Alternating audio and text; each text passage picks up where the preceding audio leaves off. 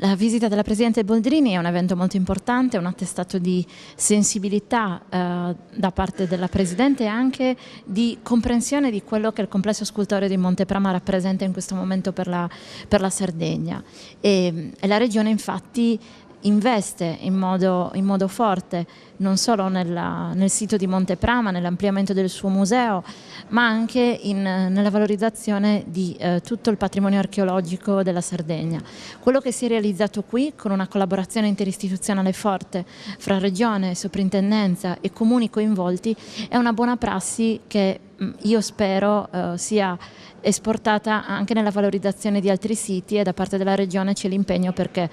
ciò avvenga. In questo momento per gli ampliamenti previsti e per la valorizzazione prevista qui a Monteprama i soldi sono sufficienti, però in realtà il fabbisogno dipende da quello che emergerà dal suolo. Noi sappiamo che insomma, sono appena state rinvenute 2 statue,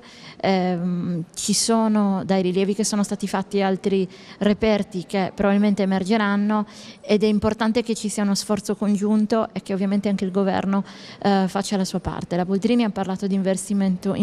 in cultura, ha detto la cultura è tutto, e io penso che questa sua dichiarazione debba essere fatta propria da tutte le istituzioni per la valorizzazione del patrimonio non solo archeologico ma anche materiale e immateriale della nostra regione, ma mi spingo a dire anche di tutta l'Italia. Le statue di Monteprama arriveranno come ambasciatori della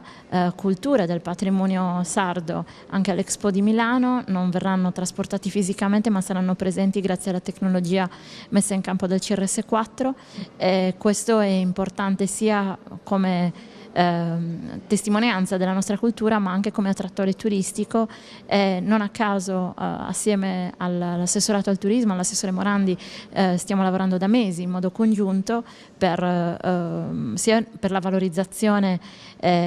qui all'interno della regione Sardegna, sia per la valorizzazione in Italia e all'estero del complesso scultoreo di Monteprama.